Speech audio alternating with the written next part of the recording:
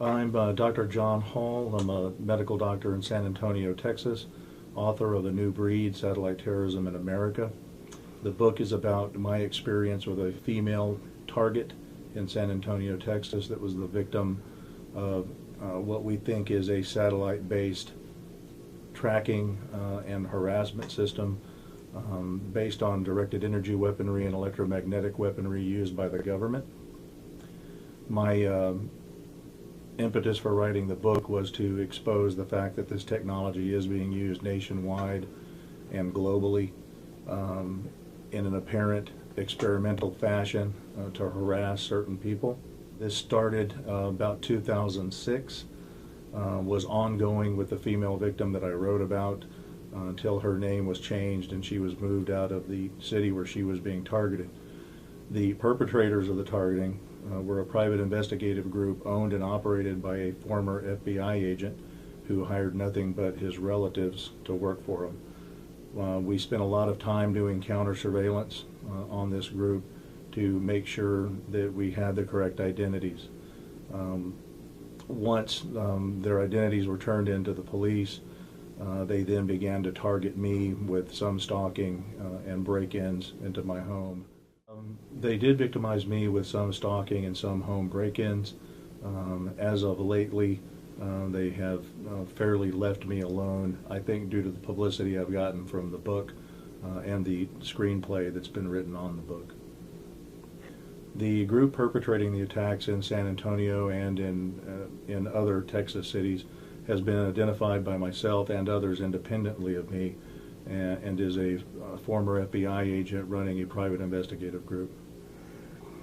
I've never directly approached them, but we did spend quite a bit of money counter-surveilling them, running their plate numbers and making sure that we have legitimate identities. The private investigative group is accessing a government form of tracking technology and electromagnetic weaponry that allows them to remotely track a person, apparently via electromagnetic impulses picked up from their brain, as well as basically torture them with electromagnetic weaponry that can cause increase in heart rate, muscle twitches, heartburn, severe headache, blurred vision, and attacks on the central nervous system. This is actually being reported by approximately 300,000 other people nationwide and appears to be experimental in nature. The people doing the targeting, do you think it's basically overseen by one group or a lot of different groups? The perpetrator groups doing this type of targeting do have to be given access to this technology. This isn't technology that anyone can get online and find access to. At the very top, there are appropriate agencies collecting the data.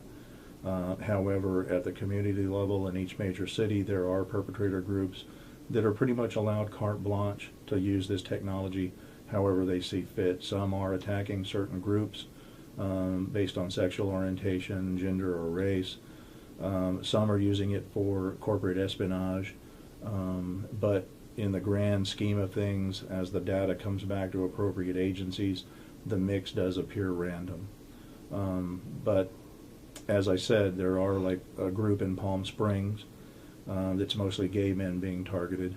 The group in San Antonio mostly uses this for harassment, for sexual assault purposes. But even though each city may have a group using it for specific reasons, in the grand scheme of things, if you look globally, it's a random sample. While I've only a couple of times actually tried to measure for radiation, I know several targets have actually measured for ionizing radiation or X-ray type of radiation and have found there to be ionizing radiation in their homes. I never had that experience with myself or the victim I wrote about in my book, but I have read and had reports from victims like Jesus Mendoza, who's mentioned in the appendix of my book, who did measure increased radiation levels in his home secondary to targeting. The perpetrator group in the San Antonio area seems to specialize in tracking and targeting single women for sexual assault. In the case of the girl in San Antonio that was written about, she was having either Rohypnol or GHB, both date rape drugs, placed into her bottled water and other food sources in her home. She was being drugged with these date rape drugs and sexually assaulted while on them. These drugs are well known to completely inhibit memory. She often thought that she was having nightmares of being raped, when in reality she was truly being sexually assaulted. This is a common finding among female targets nationwide and globally. Most of the groups that have access to this technology, while they may be using it in other means, seem to be using it for sexual assault as well. This type of targeting usually starts with organized stalking, which is stalking by individuals that are unknown to the target, unlike stalking by an ex-spouse or a loved one.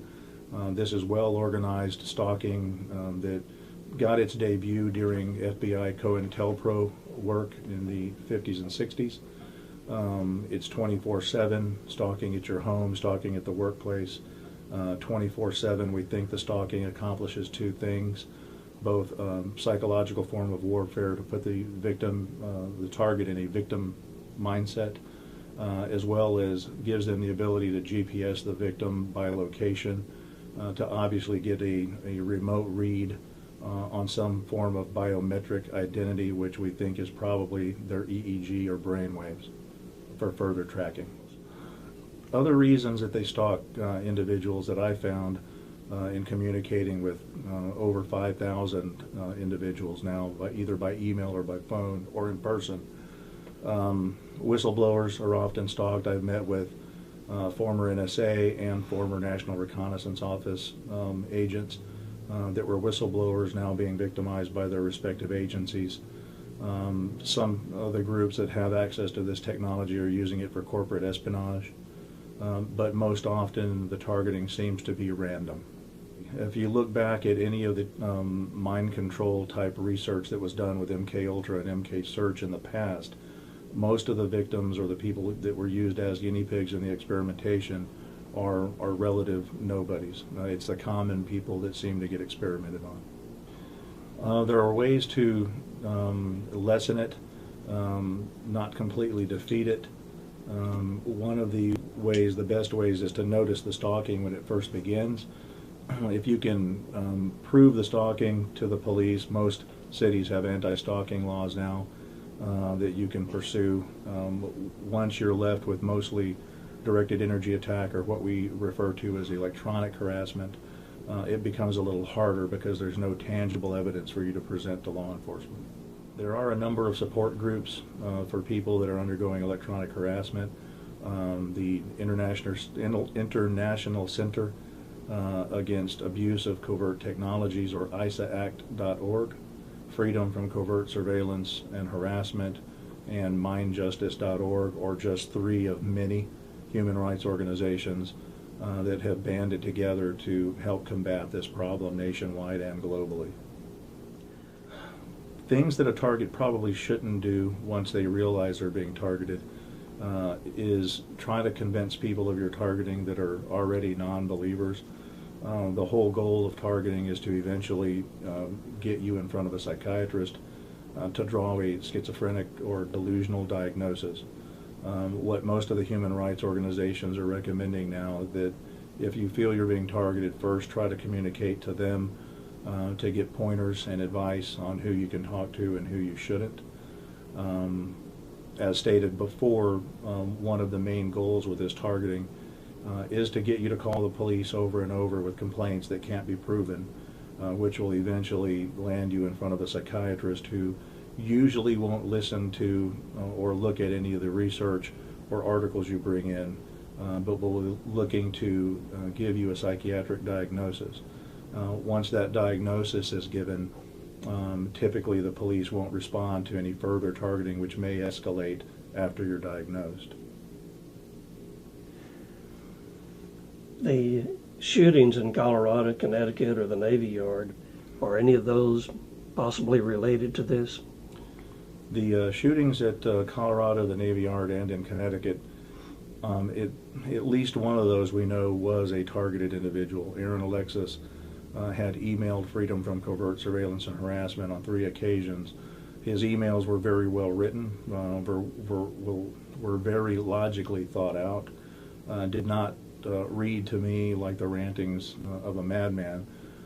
In his emails he stated that he did have a clearance, he did work for the DoD, he knew what the weapons technology was, and felt like he had identified where the research and possibly the attacks were coming from, which days later after his last email he did have the shooting at the Navy Yard, which I'm assuming he felt was where the attacks were coming from. Of course, had he told us he was going to do that, we certainly would have backed him away from that plan. None of the human rights organizations dealing with electronic harassment, nor myself, endorse violence in any way. We feel like the harassment is being done as a larger form of experimentation.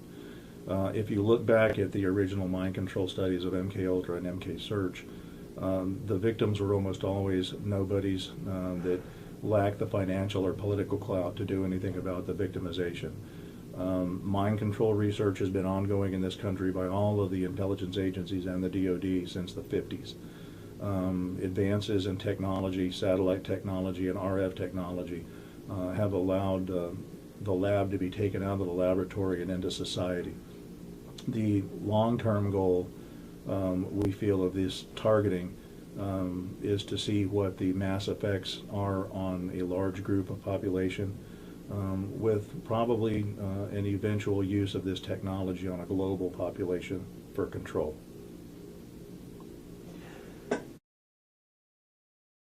You were interviewed by a magazine in Colombia, and this article also had quotes from President Vladimir Putin from Russia. President Putin from Russia was quoted in an article where he stated that directed energy weapons, psychotronic weaponry, weapons that attack the central nervous system would be the future of warfare. His exact quote was that whichever country controlled the best directed energy weapons would control the globe without bullets or missiles. This quote was largely ignored by the American press. The only press agency that picked up on it was El Espectador out of Colombia.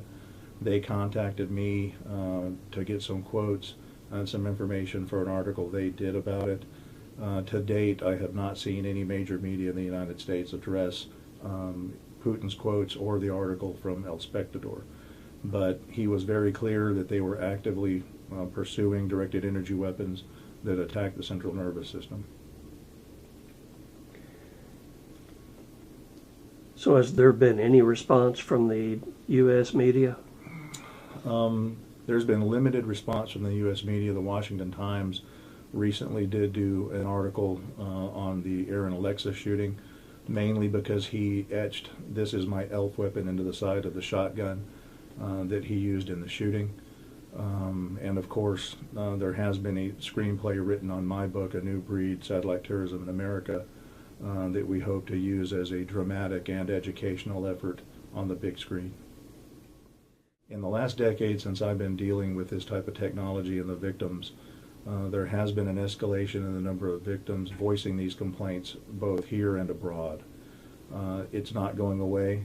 It does seem to be worsening, and the numbers of people complaining of this now cannot be explained away by any type of mental illness. This is experimentation until proven otherwise, and hopefully more and more major media sources will pick this up. I think we'll see more and more shootings as our government tries to get gun control issues passed. Certainly the Aaron Alexis shooting, and I suspect the Connecticut shooting and the Colorado shooting all had some elements of control involved with them. I've got a second book called Guinea Pigs, Technologies of Control. Anyone that's read A New Breed knows that that's mostly the story of a female victim in San Antonio. The Guinea Pigs, the Technologies of Control, delves a little further into the technology, the history of how we've come to this point. has been written with several classified documents that I was allowed to get my hands on. There's been a lot of resistance to getting this book out through redaction and censorship. However, it is complete.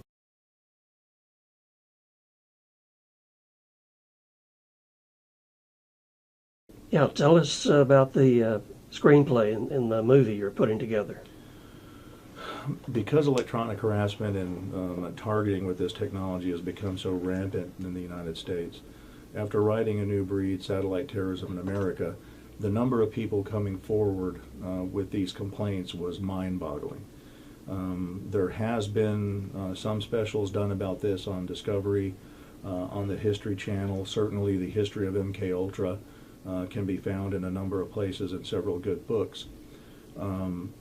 However, once A New Breed, Satellite Terrorism came out, there was such an overwhelming response of people being victimized by this way, and people emailing me after hearing me on radio shows, that I realized quickly that we need another venue to get the word out to people that this technology exists. A great screenplay was written based on A New Breed, Satellite Terrorism in America. Mr. Mike Muirhead with Bandera Films is working with the production on a movie based on the screenplay and the book A New Breed. We're currently seeking investors. This is a movie that will be produced as a drama based on a true story, not a documentary. It has a great storyline based on a true story. It has a great script.